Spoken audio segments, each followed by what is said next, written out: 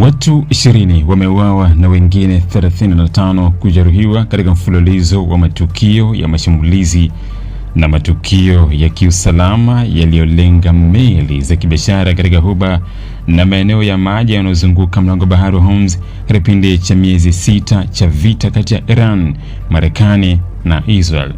Mtu mwingine ameripotiwa kutoweka, huku shirika la kimataifa la usafiri wa majini IMO likisema matukio hayo yameathiri kwa kiasi kikubwa usalama wa mabaharia na wafanyakazi wa bandarini. Kwa mujibu wa IMO, jumla ya matukio zaidi ya 60 yamekuwa yakihusisha meli za kibiashara katika Ghuba na maeneo jirani tangu kuanza kwa mzozo huo. Hiyo ni sawa na wastani wa tukio moja kila baada ya siku 2, hali inaonyesha kiwango cha hatari ambacho meli na wafanyakazi wake wamekuwa wakikabiliwa nacho wanapopita katika mojawapo ya njia muhimu zaidi za usafirishaji wa nishati duniani. Mlango bahari wa Hormuz una umuhimu mkubwa kwa uchumi wa dunia kwa sababu unatumiwa na meli kusafirisha mafuta na gesi kutoka nchi zinazozalisha nishati katika eneo la Ghuba kuelekea masoko mbalimbali duniani. Kwa sababu hiyo, usalama wa eneo hilo hauhusiani tu na nchi zinazopakana na Ghuba, bali pia una athari kwa biashara ya kimataifa, bei za mafuta na gesi, gharama za usafirishaji pamoja na minyororo ya usambazaji wa bidhaa.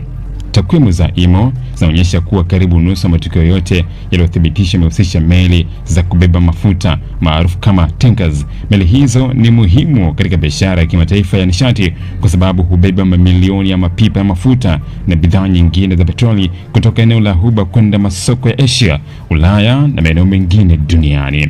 Takribani 20% ya matukio yamehusisha meli za makontena ambazo hutumika kusafirisha bidhaa mbalimbali za kibiashara, huku 15% zikihusisha meli kubwa za mizigo. Hivyo madhara ya mzozo huo yamevuka sekta ya mafuta pekee na kuanza kugusa aina mbalimbali ya biashara zinazotegemea usalama wa njia za baharini. Kwa upande wa uainishaji wa matukio hayo, shirika la uendeshaji wa biashara za majini la Uingereza limesema matukio 47 kati ya 60 yanaainishwa kama mashambulizi.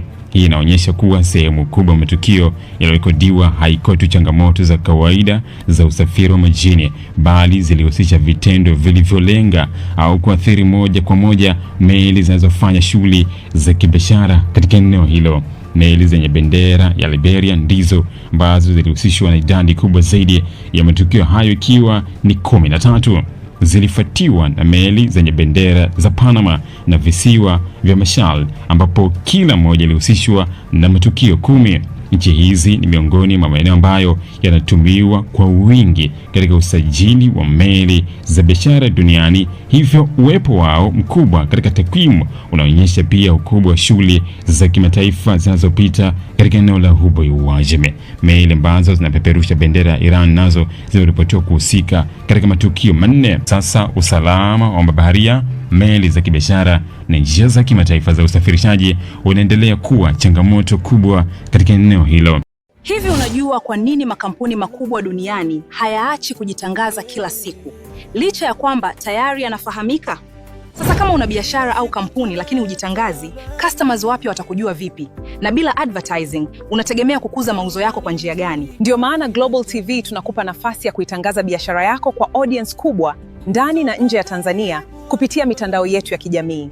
Advertising kupitia Global TV inaongeza brand visibility yako, inakufikisha kwa customers wapya na kuongeza nafasi ya bidhaa au huduma zako. Na habari nzuri zaidi, bei zetu za matangazo ni rafiki. Iwe una biashara ndogo, ya kati au kampuni kubwa, kuna nafasi inayoweza kukufaa. Usiache biashara yako isubiri kugunduliwa. Ipe visibility inayostahili. Anza kutangaza nasi. Wasiliana na Global TV leo na tuipeleke brand yako mbali zaidi.